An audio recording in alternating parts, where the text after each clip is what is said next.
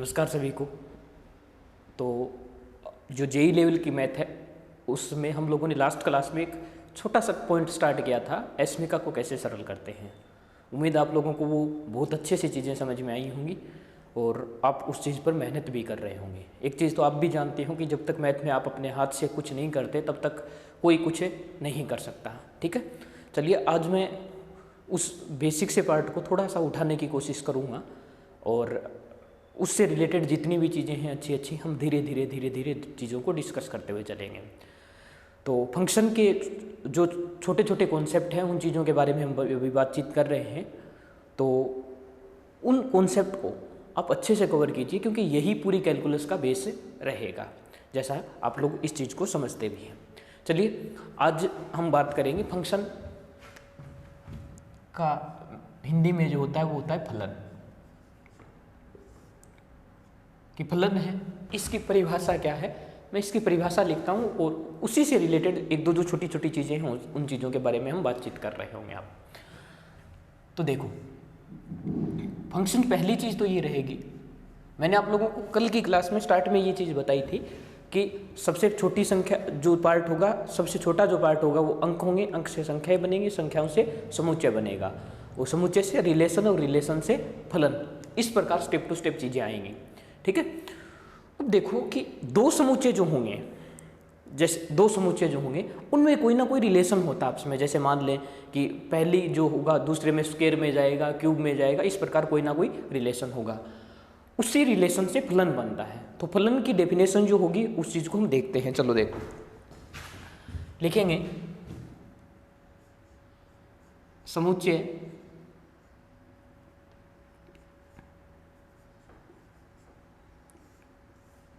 ए के प्रत्येक अवयव का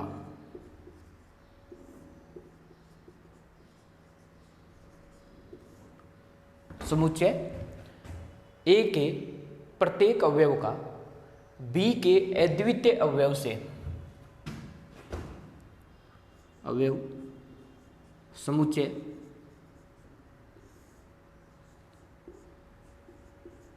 बी के अद्वितीय अवयव से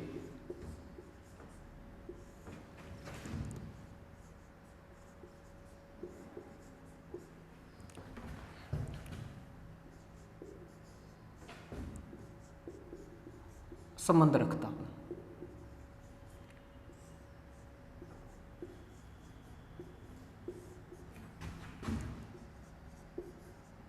देखो इसमें दो चीज़ों को आप लोग अच्छे से देख लें, अंडरलाइन कर ले। एक तो प्रत्येक को और एक अद्वितीय को, इन दोनों पॉइंटों को हमें अच्छे से समझना है। समुच्चय ए जो होगा, समुच्चय ए का प्रत्येक अवयव, प्रत्येक का मतलब कोई भी एलिमेंट उसमें जो होगा वो खाली नहीं रहना चाहिए, तो प्रत्येक अवयव उसमें शामिल होना चाहिए। समुच्चय बी के अद्वितीय अवयव से संबंध रखता है, जो सेट बी होगा उससे अद्वितीय संबंध रखेगा। अद्वितीय का मतलब होगा एक से ज्यादा नहीं होना चाहिए। ये दोनों पॉइंट अगर कोई भी रिलेशन डिफाइन कर रहा होगा, सेटिस्फाई कर रहा होगा, तो वो क्या हो जाएगा, फलन हो जाएगा। एक तो जो पहला सेट होगा उसका प्रत्येक एलिमेंट और दूसरे का जो होगा दूसरे के साथ अद्वितीय, एक बार एक से ज्यादा नहीं होना चाहिए। तो ये दोनों कंडीशन। अब ये तो लैंग्वेज में है, अब इस चीज को समझते हैं भाई ये कहना क्या चाह रहा है। मैं लैंग्वेज मिटा देता हूं। देखो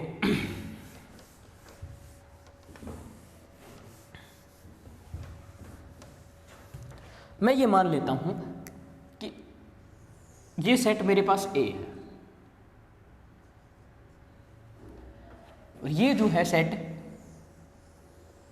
बी है। सेट ए और सेट बी है। यहां रख ले एक्स वाई जेड मैंने ले लिया। यहां मैं ले लेता हूं ए बी सी और डी, कोई भी मैंने अपनी तरफ से सपोज कर लिया। ये सेट ए है, ये सेट बी है।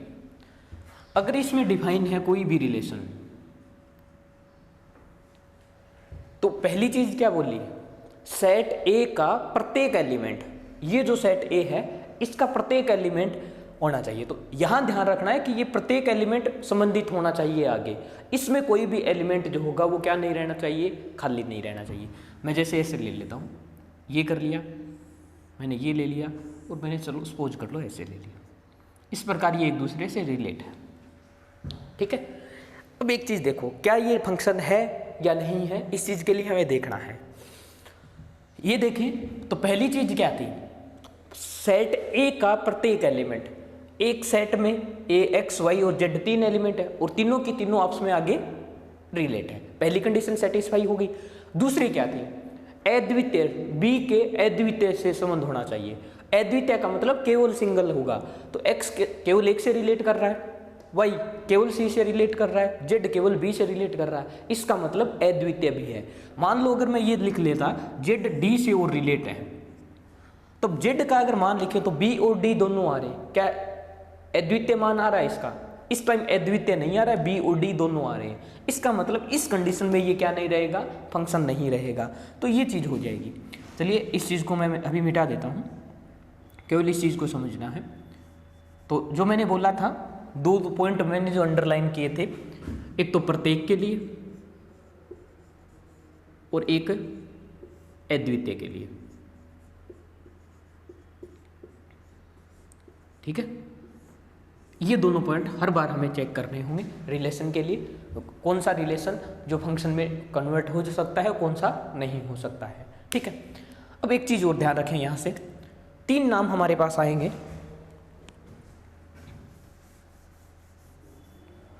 एक तो प्रांत मतलब डोमेन,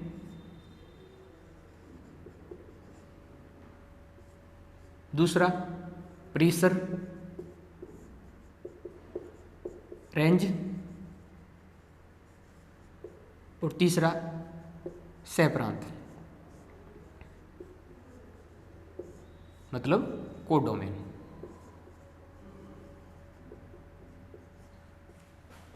कोडोमेन ये तीनों देखने हैं, प्रांत, परिसर, सहप्रांत, डोमेन, रेंज और कोडोमेन के बारे में चर्चा कर।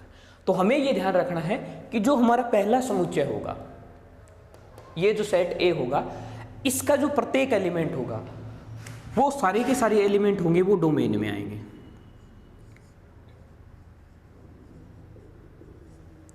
डोमेन में आ रहे होंगे, तो इस सेट ए में जितने भी एलिमेंट होंगे वो सारे के सारे रिलेट होंगे, और सारे के सारे जो एलिमेंट होंगे वो क्या होंगे, डोमेन में काउंट होंगे, मतलब प्रांत उसको गिना जाएगा। सिंपल भाषा में अगर समझा जाए कि डोमेन का मीनिंग क्या है, तो डोमेन का मतलब ये है कि हम जो फंक्शन होगा उसके अंदर हम x की कौन सी वैल्यू उसमें पुट कर सकते हैं, कौन सी वैल्यू पुट नहीं कर सकते। तो जो पुट कर सकते हैं वो सारी की सारी किस में आ जाएंगी, डोमेन में आ जाएंगी। दूसरा, ये जो बी सेट होगा इसमें रेंज और कोडोमेन दोनों आएंगे, तो इसमें टोटल जो होंगे जितने भी एलिमेंट इसमें हैं वो टोटल हैं, वो सारे के सारे किस में काउंट होंगे, सहप्रांत में काउंट होंगे। तो अगर हमें सहप्रांत इसका लिखना है तो ए बी सी डी सारे के सारे आ जाएंगे सहप्रांत में। लेकिन परिसर जो होगा इससे कौन सा रिलेट हो रहा है वो केवल परिसर में आएगा। जैसे इसमें ए बी सी तीनों रिलेट हो रहे हैं लेकिन डी नहीं हो रहा है, तो डी रेंज में काउंट नहीं होगा। तो x के ये जो वैल्यू रख रहे होंगे इससे कौन सा एलिमेंट रिलेट हो रहा होगा, जो रिलेट हो रहा होगा वो किस में आएगा, केवल रेंज में आएगा। जो रिलेट नहीं हो रहा है वो सारे के सारे किस में आ जाएंगे, चाहे हो रहे हो चाहे नहीं हो रहे हो, सारे के सारे किस में आ जाएंगे, सहप्रांत में आ रहे जाएंगे। ठीक है, तो ये दोनों चीज़ें आ जाएंगी। अब यहाँ से एक चीज़ शायद आप लोगों को क्लियर हो गई होगी कि सहप्रांत और रेंज, कोडोमेन और रेंज जो दोनों हैं उसमें से बड़ा भाग कौन सा होगा, सहप्रांत होगा, क्योंकि इसमें सारे टोटल होंगे और इसमें केवल वो आएंगे जो रिलेट हो रहे होंगे। तो ये बोल सकते हैं ना कि रेंज जो होगा वो किसका वो होगा, सबसेट होगा, इसका कोडोमेन का सबसेट होगा। ये चीज़ हम यहाँ से समझ सकते हैं, लेकिन ये चीज़ें हम धीरे धीरे, अभी केवल ये चीज़ समझ रहे हैं प्रांत क्या है, परिसर क्या है, सहप्रांत क्या है। तो प्रांत का मतलब क्या है, जो भी हमारा फंक्शन होगा उस फंक्शन में हम x की कौन कौन सी वैल्यू पुट कर सकते हैं वो सारे के सारे किस में काउंट हो जाएंगे, प्रांत में आ जाएंगे। जो आंसर दे रहा होगा, हमारे पास आंसर प्राप्त हो रहा होगा, वो किस में आएगा, परिसर में। और बी सेट में जितने भी एलिमेंट होंगे वो सारे के सारे किस में काउंट हो जाएंगे, कोडोमेन में काउंट हो जाएंगे, सारे के सारे टोटल आ जाएंगे। अब सिंपल भाषा में अगर हमें समझना है तो x की कौन सी वैल्यू रख सकते हैं, वो तो प्रांत होगा। x की वैल्यू रखने के बाद जो हमारे पास आंसर आ रहा होगा वो हमारा क्या होगा, प्रीसर होगा। कोडोमेन टोटल उसका पार्ट होगा। सेट कितना बड़ा हो सकता है, कितना भी बड़ा हो सकता है। और कोडोमेन हमें कभी भी नहीं पूछा जाएगा कि इसको ज्ञात करना होगा। कोडोमेन या तो हमें मिलेगा और या हम रेंज के, तो सबसे छोटा जो कोडोमेन होगा वो क्या रहेगा, रेंज रहेगा। ये चीज़ भी हमें देखने वाली भी, ठीक है। लेकिन ये चीज़ें धीरे धीरे अब हमारे पास ऐड होती चली जाएंगी, क्योंकि मैं केवल अभी तक आप लोगों को जो समझाने की कोशिश कर रहा हूँ वो केवल भाषा समझाने की कोशिश कर रहा हूँ कि फंक्शन कहते किसे हम, प्रांत, सप्रांत, प्रीसर, वो सारी चीज़ें हम आगे लेके चलेंगे। अभी केवल इनके साथ जब चीज़ आई है तो मैंने आप लोगों से रिलेट कर दी, एक बार चर्चा कर दी, ताकि जब आप दूसरी बार इस चीज़ पे आएँ तो थोड़ी थोड़ी चीज़ें हमें पता हों उस चीज़ पर, ठीक है। तो अभी तक जो मैंने फंक्शन की परिभाषा समझाई है उसमें क्या बताया है कि समुच्चय जो ए होगा, जो सेट ए होगा, उसका प्रत्येक एलिमेंट होगा। प्रत्येक एलिमेंट बोला, इसका मतलब सेट ए में कोई भी एलिमेंट खाली नहीं होना चाहिए। बी सेट के एलिमेंट के साथ अद्वितीय रूप से संबंध होना चाहिए। अद्वितीय का मतलब एक जो एलिमेंट होगा हमारे पास ए का, सेट ए का, वो एक बार रिलेट होना चाहिए, ठीक है। उसका आंसर केवल एक आना चाहिए, एक से ज़्यादा आंसर हमारे पास नहीं आने चाहिए।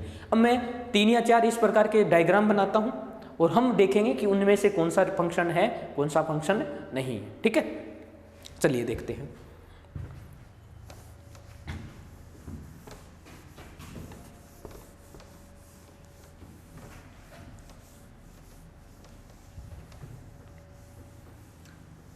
देखो मैंने ये बना लिया पहला,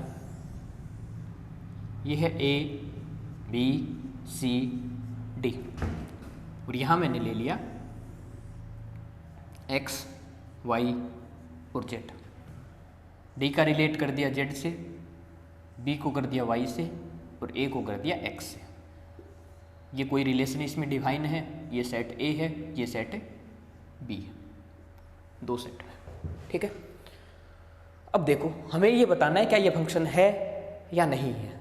तो देखो पहली चीज़ क्या थी फंक्शन की परिभाषा के लिए कि ए का प्रत्येक एलिमेंट, क्या देखो क्या प्रत्येक एलिमेंट रिलेट है, ए है, बी भी है, लेकिन सी नहीं है और डी भी। तो क्या परिभाषा को ये सेटिस्फाई कर रहा है, नहीं कर रहा है।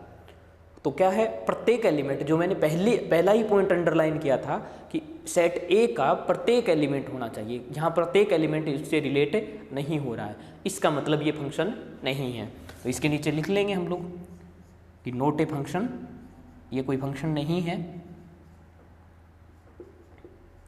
ये ओनली क्या होगा, रिलेशन होगा।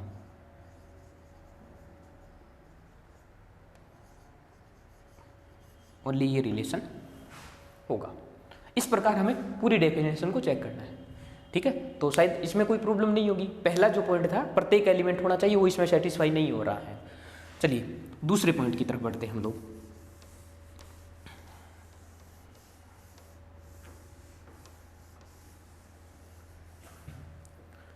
मैं सेम यही सेट लेके चल रहा हूं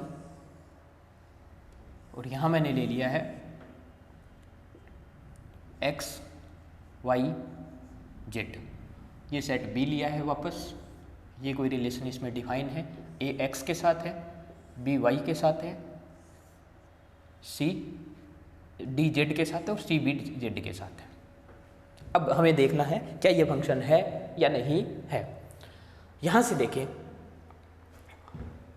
पहली चीज क्या थी, सेट ए का प्रत्येक एलिमेंट रिलेट होना चाहिए। ए का आंसर रिलेट हो रहा है, आगे बी का भी हो रहा है, सी का भी हो रहा है, डी का हो रहा है।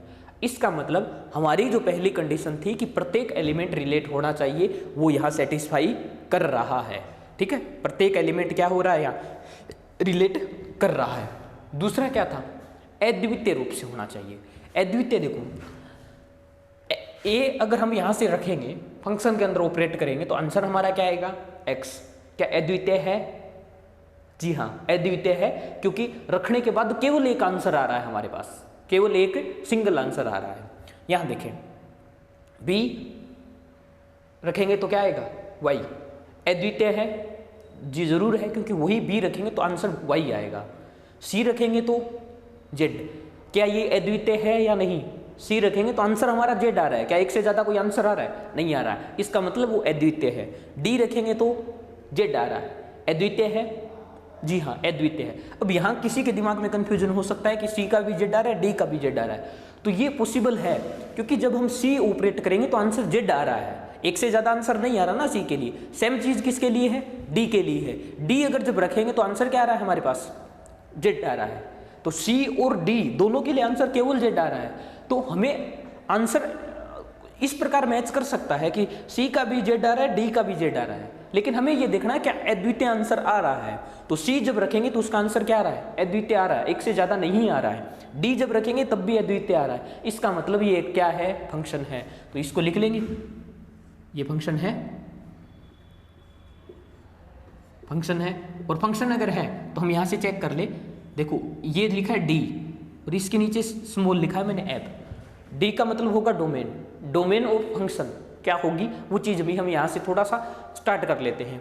तो डोमेन ऑफ फंक्शन के लिए देखें तो मैंने ये बताया था कि सेट ए के जितने भी एलिमेंट होंगे वो सारे के सारे क्या होंगे? डोमेन में अकाउंट होंगे।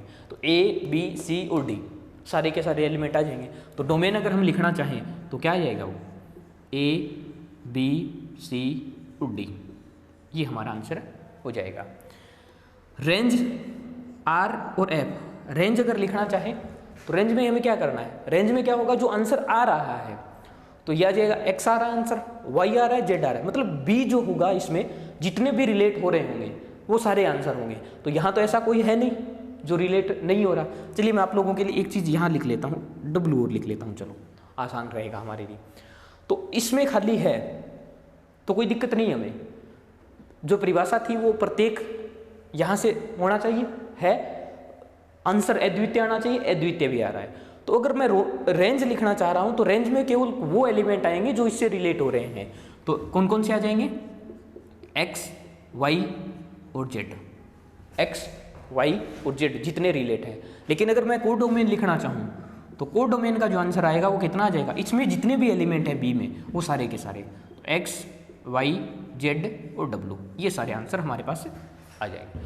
तो ये सारा सिस्टम है इसके अंदर, ठीक है। तो शायद मैंने 2-3 बार इस चीज़ को रिपीट करके लगातार बोला है, आप लोगों को कोई दिक्कत नहीं होगी। हम इससे आगे की तरफ बढ़ते हैं, चलो देखें।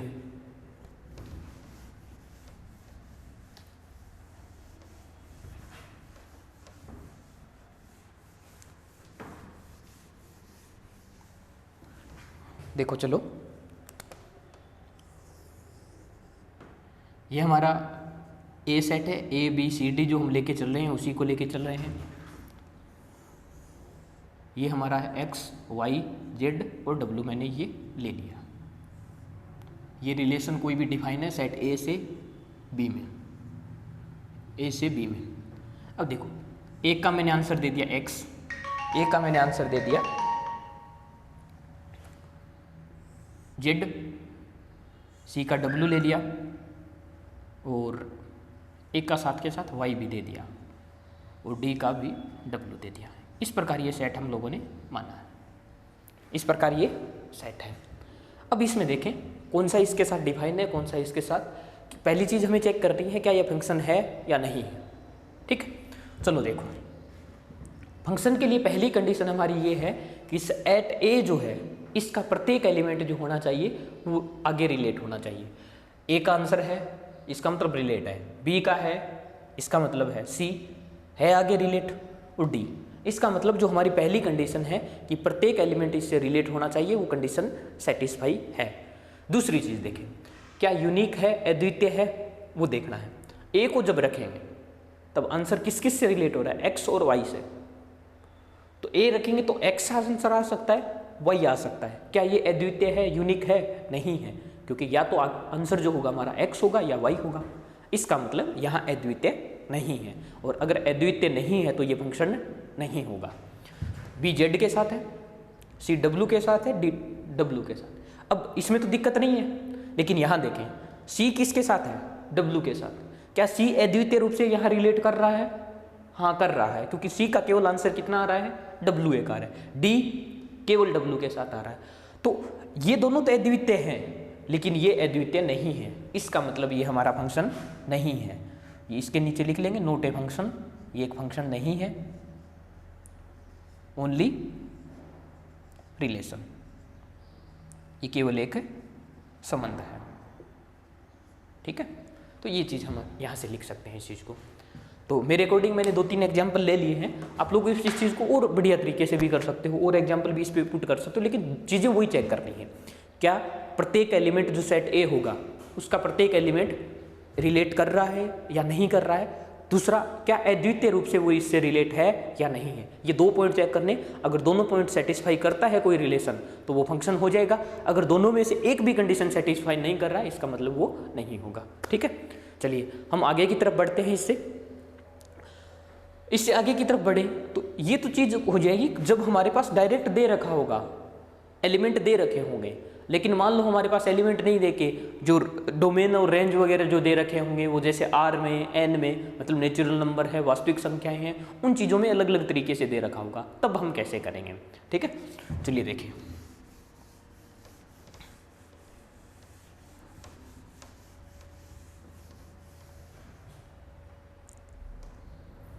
देखिए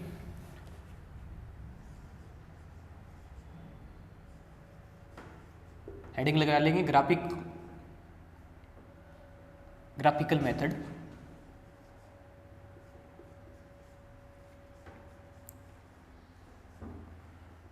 मतलब ग्राफ की सहायता से हम कैसे बता सकते हैं कि वो फंक्शन है या नहीं है। अब हम क्या करेंगे, यहाँ y एक्स के समांतर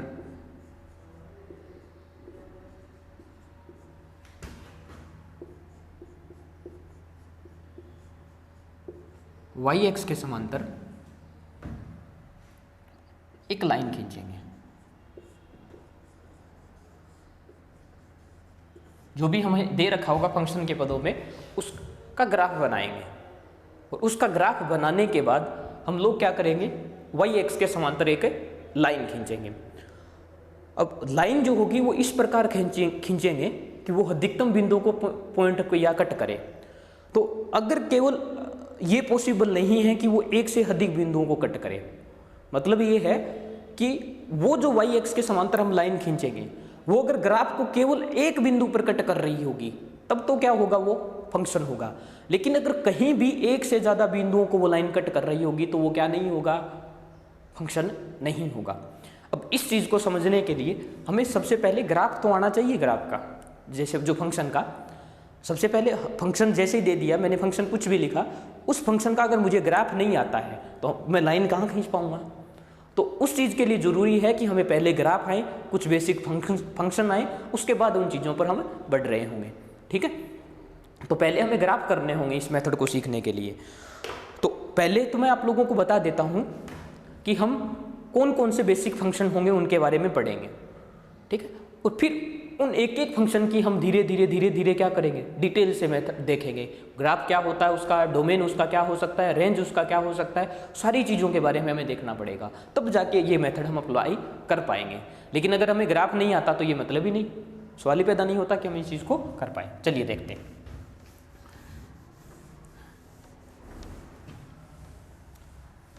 सबसे पहले मैं एक लिस्ट बना देता हूँ कि कौन कौन से जो बेसिक फंक्शन होंगे उन चीज़ों के बारे में हम चर्चा करेंगे। ठीक है, तो देखो सबसे पहले हम जो बीजीय फलन,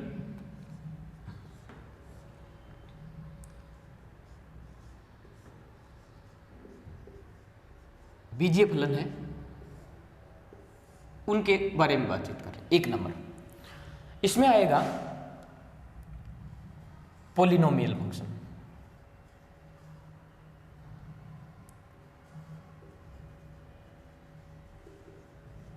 पॉलिनोमियल फंक्शन, बहुपदीय फलन के बारे में। ठीक है, तो बहुपद किस प्रकार क्या होता है क्या नहीं, इसमें सारी चीज़ें आ जाएंगी। जैसे कांस्टेंट फंक्शन होता है वो भी इसमें आ जाएगा, इसके अलावा एक लीनियर फंक्शन होगा वो भी इसमें आ जाएगा, स्क्वायर फंक्शन भी आ जाएगा, क्यूबिक फंक्शन भी आ जाएगा, वो सारे के सारे जो फंक्शन होंगे वो इसके अंदर काउंट हो जाएंगे।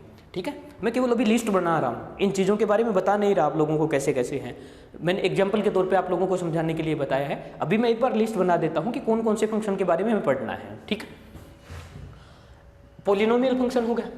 इसके बाद अगर बात करें सेकंड बी की, तो हम पढ़ेंगे परिमेय फलन के बारे में।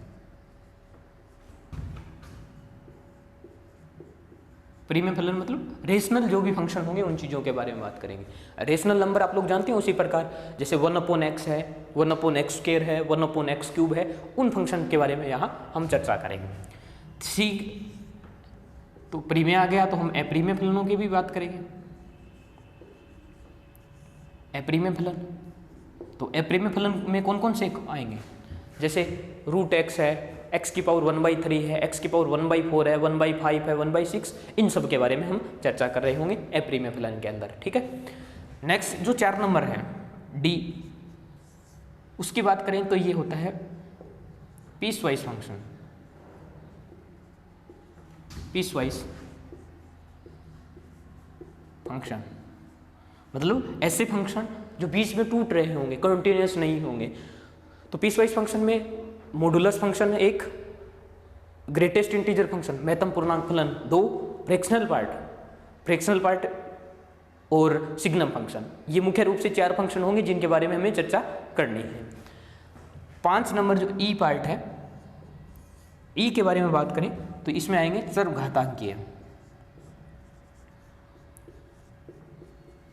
चरघातांकीय फंक्शन फलन। ठीक है, एक्सपोनेंशियल जो भी आएगा, जैसे e⁻x है, a⁻x है, log x है, वो सारे के सारे इसी में आ जाएंगे। तो ये मुख्य रूप से फंक्शन है जिनके बारे में हम बात करेंगे। आगे नेक्स्ट बात करें 6 नंबर f के बारे में, तो इसमें आ जाएंगे ट्रिगो के जितने भी फंक्शन होंगे, ट्रिगो जितने भी हैं, ट्रिगो या इनवर्स ट्रिगो जितने भी आएंगे सारे के सारे इसी में चर्चा कर लेंगे हम लोग। ट्रिगो में 6 फलन तो आएंगे, साइन, कोस, टेन, कोट, सेक, कोसेक, और फिर इन सब के इनवर्स फंक्शन जितने भी बन रहे होंगे। तो ये इतने सारे फंक्शन हैं, इनकी बेसिक नॉलेज हमें होनी चाहिए। सबसे पहले इनकी बेसिक नॉलेज होगी तभी हम फंक्शन में आगे बढ़ पाएंगे। तो हम एक एक फंक्शन के बारे में चर्चा करेंगे, सबसे लंबा पार्ट इसमें यही जाना है। ठीक है, इसमें पोलिनोमियल फंक्शन में 5-6 फंक्शन हम यूज करेंगे, प्री में भी 3-4 यूज करेंगे, 3-4 इसमें, पीसवाइज फंक्शन में मैंने बोल दिया 4, इसमें भी 3 से 4, जैसे e⁻x, a⁻x और log। और इसमें भी जब बेस हो अलग अलग होगा तब अलग अलग देखना है हमें ट्रिगो के बारे में। और इसमें हम लोग धीरे धीरे इन सब की प्रॉपर्टी भी साथ के साथ पढ़ते चले जाएंगे। तो ये लिस्ट है जिन बेसिक फंक्शंस के बारे में हमें चर्चा करनी है, जिनके ग्राफ, डोमेन, रेंज आदि कुछ चीज़ें जो हैं वो हमें याद होनी चाहिए, टिप्स में होनी चाहिए। जैसे लिख दिया जाए log x तो तुरंत हमें टिप्स में होना चाहिए, इसका बेस वो डोमेन क्या होगा, इसकी रेंज क्या होगी, इसका ग्राफ क्या बनेगा, बेस क्या है तब क्या बनेगा, बेस चेंज कर दिया जाए तब क्या बनेगा, ये सारी चीज़ें क्लियर होनी चाहिए। ठीक है, चलिए देखते हैं, मैं इस चीज़ को मिटा देता हूँ।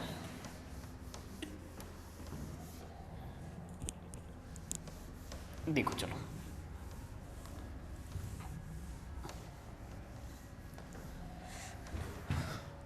इन सब को स्टार्ट करने से पहले एक छोटा सा पॉइंट,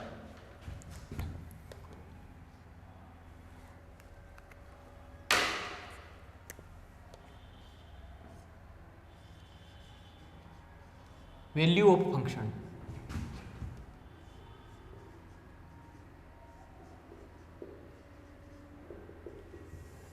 वैल्यू ऑफ फंक्शन की जो वैल्यू होती है उस चीज़ के बारे में हम चर्चा कर लेते हैं। ठीक है, एक छोटा सा कॉन्सेप्ट है ये बिल्कुल, और उसके बाद हम फंक्शन पे आएंगे, क्योंकि हम वेरिएबल चेंज कर देते हैं तो वैल्यू किस प्रकार चेंज होगी वो चीज़ हमें पहले समझ में आनी चाहिए, उसके बाद हम बेसिक फंक्शन पर बढ़ेंगे। मान लेते हैं ये कोई फंक्शन है f(x) बराबर, सपोज कर लो आप कुछ भी, मैंने ये मान लिया ये है x² + 1। ठीक है, अब मैं चेंज करता जाऊंगा इसमें, मान लो मैंने वेरिएबल चेंज कर दिया, fy लिख दिया, तो वेरिएबल चेंज करने से फंक्शन की वैल्यू चेंज नहीं होगी, तो ये क्या आ जाएगा y² + 1। ठीक है, सिर्फ वेरिएबल चेंज कर रहे हैं हम लोग। मान लो जैसे मैंने यहाँ ये लिख दिया होता, x की जगह मैंने log x यूज कर लिया होता, तब क्या होगा, इसमें भी यही सेम चेंजमेंट आना है, x की जगह रिप्लेस कर देंगे log से, स्क्वायर प्लस। इस प्रकार हम आगे जैसे भी बढ़ते हैं, शायद मैं जो समझाने की कोशिश कर रहा हूँ वो आप लोग समझ गए होंगे कि यहाँ मैं जैसे जैसे एक्स चेंज करता जाऊँगा तो आगे जहाँ भी एक्स है उसको हम रिप्लेस करते जाएंगे, वो वैल्यू ऑफ फंक्शन आएगा। और वेरिएबल चेंज करने से फंक्शन की जो वैल्यू होती है उस पर कोई प्रभाव नहीं पड़ता है, ठीक है। जैसे मान लो मैं f1 पर इसका मान ज्ञात करना चाहता हूँ, तो 1x का मान चाहे 1 में हो यहाँ रख लूँ, चाहे y का मान मैं यहाँ 1 रख लूँ, तो 1 रखूँगा तो 1 का स्क्वायर 1, 1 प्लस 1 2 आएगा। यहाँ अगर 1 रखता हूँ तो f1 1 का स्क्वायर 1 और 2 दोनों साइड से बराबर आ रहा है, तो वैल्यू चेंजेज नहीं होगी, ठीक है। चलिए अब किस प्रकार के क्वेश्चन इस पे बनते हैं वो चीज़ हम बात करते हैं। मान लो मैं एक सिंपल सा क्वेश्चन उठाता हूँ सबसे पहले कि सपोज करें कि f(x) जो हमारा है वो है √x, ठीक है। हमें टेंशन लेने की आवश्यकता नहीं है, ये डिफाइन दे रखा है, मतलब कुछ इस प्रकार से इसकी वैल्यू होगी कि √x जो होगा डिफाइन होगा। अब डिफाइन कैसे है कैसे नहीं वो चीज़ हम जब आगे बढ़ेंगे तब अपने आप समझ में आ जाएंगी, ठीक है। नेक्स्ट थिंग, अगर मान लो मुझे ये वैल्यू याद करनी है,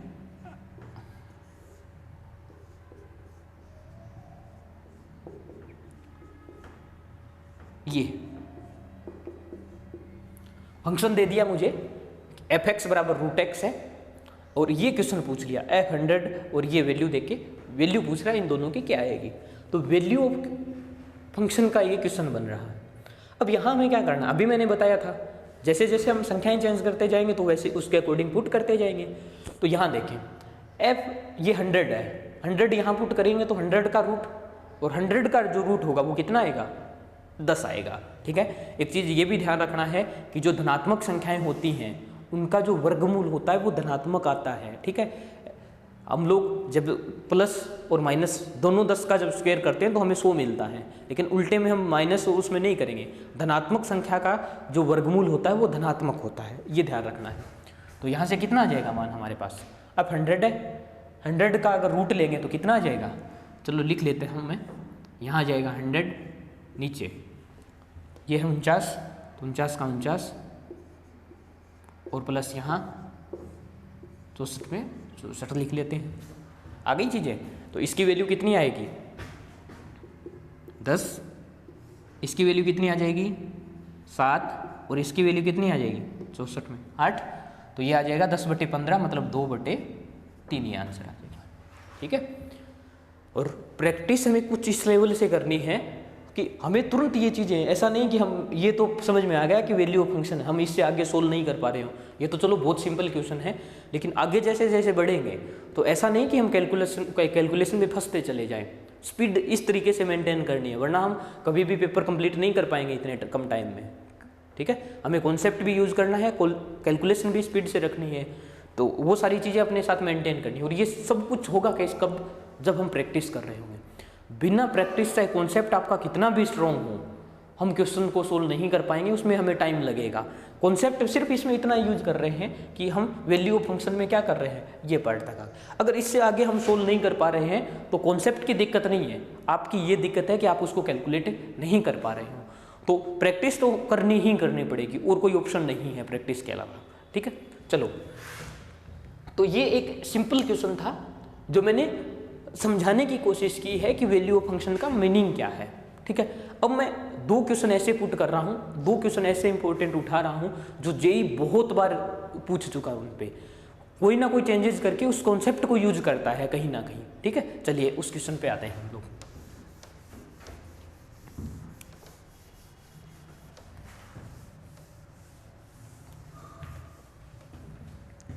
क्वेश्चन जो है वो कुछ इस प्रकार है कि f(x) जो है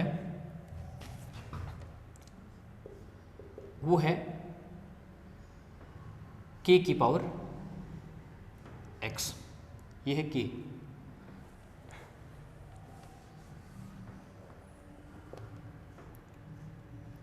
और इसकी पावर है x। ये फंक्शन है हमारे पास f(x) बराबर k की पावर x। क्वेश्चन में जो हमें पूछ रहा है तो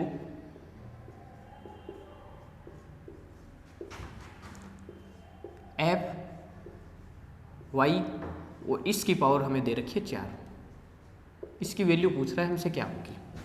मैं ऑप्शन लिख देता हूँ। ए ऑप्शन जो है वो कुछ इस प्रकार है 4fy बी ऑप्शन जो है वो इस प्रकार है कुछ f4y, सी वो है 8fy और डी ऑप्शन जो हमारे पास है वो है f8y। ये कुछ ऑप्शंस हैं, ये दे रखा है, इसकी वैल्यू पूछी है और इनके ऑप्शन हमें दे रखे हैं, ठीक है, कि ये ऑप्शन है, इनमें से कौन सा ऑप्शन सही हो सकता है, कौन सा नहीं हो सकता। चलिए करने की कोशिश करें। देखो फंक्शन हमें दे रखा है और ये वैल्यू हमसे पूछ रहा है, यहाँ x दे रखा है, वहाँ y दे रखा है, तो ये देखने की कोशिश करें। तो अगर मैं सबसे पहले fy की वैल्यू निकालना चाहूँ, वहाँ fy चाहिए, तो यहाँ x है, यहाँ y है, वेरिएबल चेंज किया है, वेरिएबल चेंज किया तो यहाँ भी रिप्लेस हो जाएगा, वैल्यू कोई फर्क नहीं पड़ेगा, ये आ जाएगा fy। हमें उसकी पावर भी 4 करनी है, तो fy और इसकी पावर 4 कर लें, इसकी पावर भी 4 होगी, तो ये आ जाएगा k, इसकी पावर y और यहाँ है 4, ठीक है। दोनों पावर ये जो होती हैं बेसिक अलजेब्रा से हम जानते हैं दोनों क्या होंगी, गुणा में आ जाएंगी, दोनों गुणा में आ गई, इसका मतलब ये कितनी आ जाएगी, k की पावर 4y। अब इस चीज़ से देखना है कि उनमें से हमारा कौन सा आंसर होगा और कौन सा नहीं होगा। अगर मैं इसको लिखना चाहूँ तो यहाँ से अगर देखें तो k की पावर जो भी होगी वो हमारे x के रूप में आ रहा है। तो अगर मैं इस चीज़ को सिंपल देखूँ, सिंपल सा, तो क्या मैं इसको ये लिख सकता हूँ,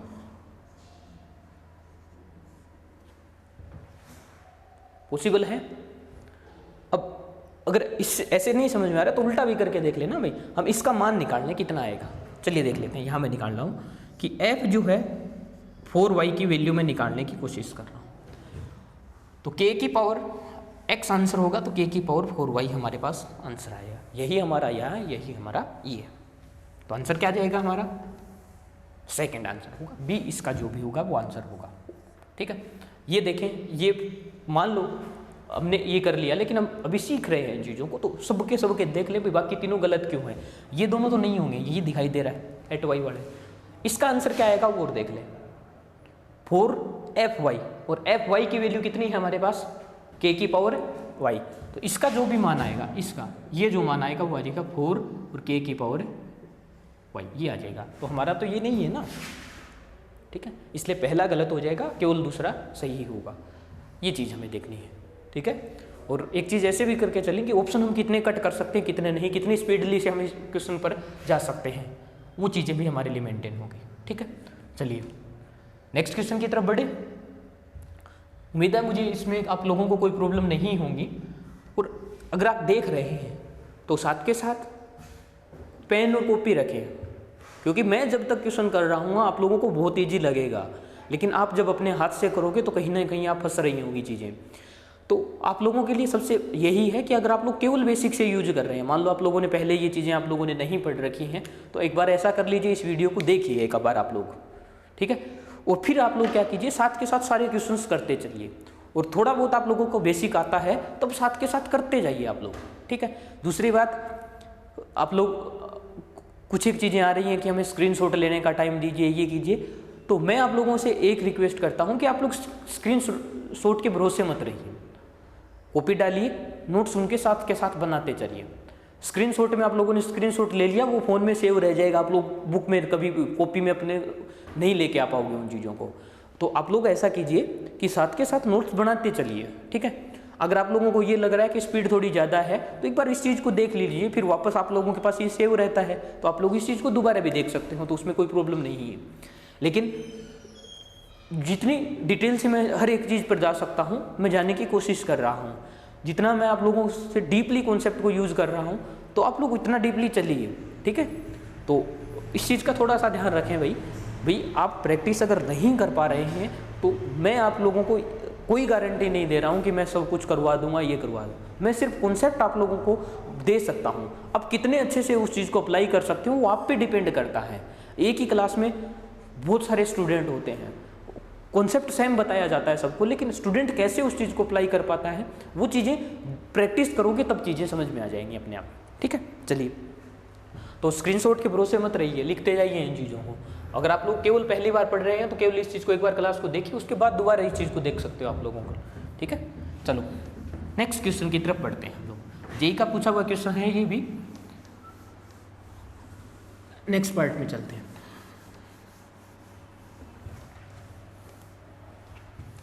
नेक्स्ट क्वेश्चन है एफ एक्स इक्वल टू 9 की पावर x अपॉन 9 की पावर x प्लस में 3, ये क्वेश्चन है। और हमें पूछ रहा है क्वेश्चन के according F x plus F 1 minus x, इसका आंसर पूछ रहा है कितना होगा। F x F 1 minus x, इसका आंसर पूछ रहा है कितना होगा। और ऑप्शन में दे रखा है 0, 1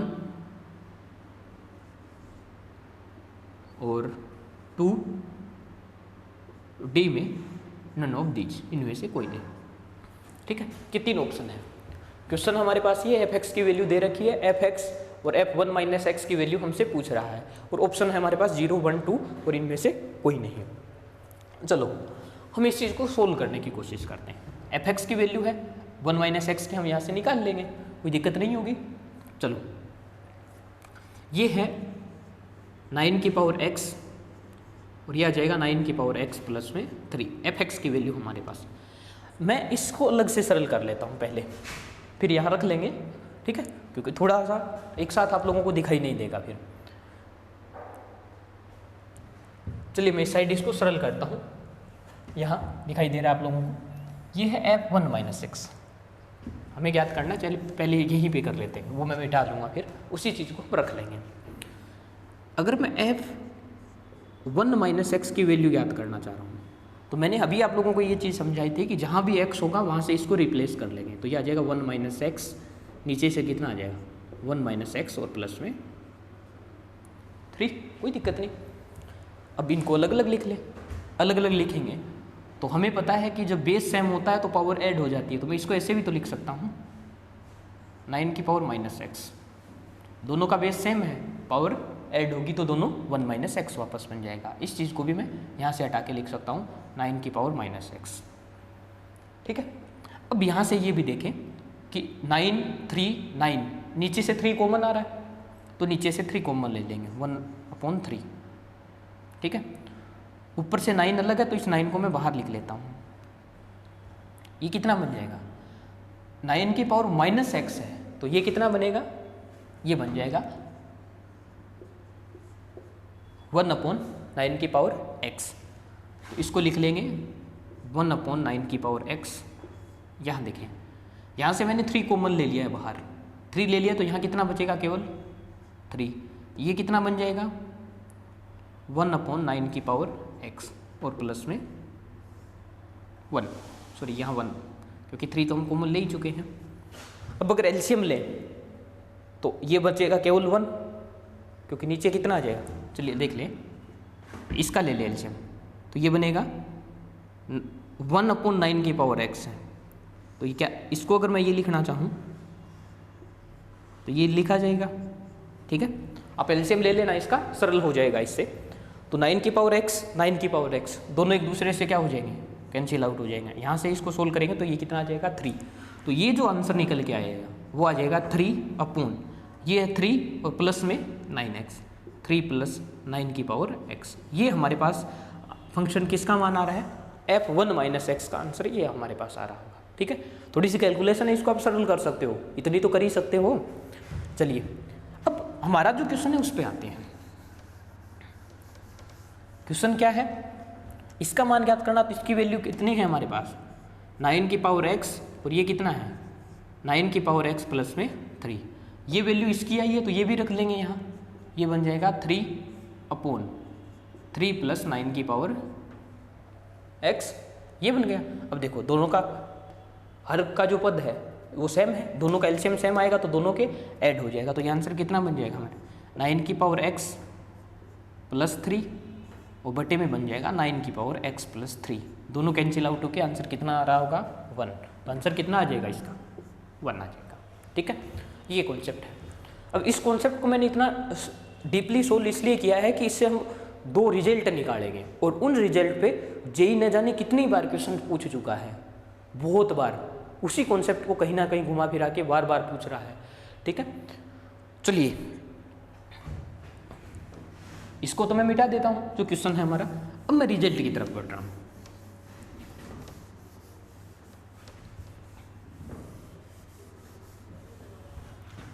फंक्शन जो कुछ होगा हमारे पास आप लोग नोट लगा लें और इसको नोट कर लें कि फंक्शन जो हमारा होगा वो कुछ इस प्रकार होगा, k की पावर 2x, जैसे अभी मैंने 3 ले लिया था या 9 वगैरह जो यूज कर रहे थे उसमें यहाँ वैल्यू आएगी k की पावर 2x और प्लस यहाँ आ जाएगा k। ठीक है, अभी का अगर जो मैंने लास्ट क्वेश्चन लिखा था उसमें था 9 की पावर x प्लस 3। ठीक है, तो k की वैल्यू अगर 3 करेंगे तो a स्क्वायर होता चला जाएगा अपने आप, वही फॉर्म बन जाएगी।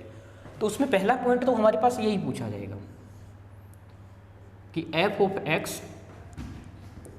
Plus f of 1 minus x क्या होगा। इसकी वैल्यू तो हम प्रूव कर चुके हैं, कितनी आएगी हर बार 1 आएगी।